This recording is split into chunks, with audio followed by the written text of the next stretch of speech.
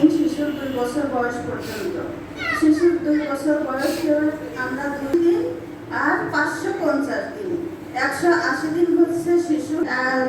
সোনালী 1000 দিনকে সতর্কভাবে কাটাতে পারি, তাহলে হওয়ার পর শিশুর সুস্থ ও স্বাভাবিক থাকবে। শিশু শারীরিকভাবে দৈহিক ও মানসিক ব্যবস্থাপনা থাকবে, কাজে আসবে। আর যদি মেনে না চলতে পারি তাহলে মায়ের রক্ত স্বল্পতা দেখা দিতে পারে।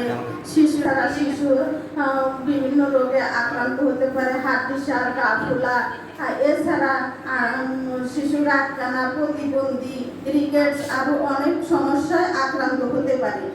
উৎপাদনের শুরু থেকে শেষ পর্যন্ত বা ভোক্তা প্লেট পর্যন্ত প্রসারিতে এর মাঝে আমরা যে সকল নিয়ম বা নীতি অনুসরণ করে থাকি বা এই সকল নিয়ম বা নীতি অনুসরণ করে যে সকল ফসল উৎপাদন করে থাকি তাকে গ্যাপ বলা হয়।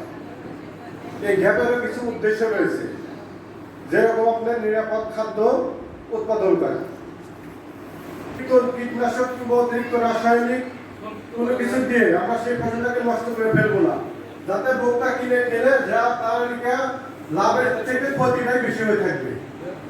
ফসলগুলো উৎপাদন করে থাকি অতিরিক্ত এতে কীটনাশক কিংবা অতিরিক্ত সার প্রয়োগ করলে সেখানকার মাটি এবং কি ফসল পরিবেশে এসে আলো বাতাস দূষিত করে থাকে। আমরা এই জন্য আমরা সবসময় সচেতন থাকবো যাতে ফসলকে তারা স্কুলে যায় না। মৌলিক অধিকারের এই জায়গাটাতেও আমরা স্মরণীয় মাত্রায় আছি।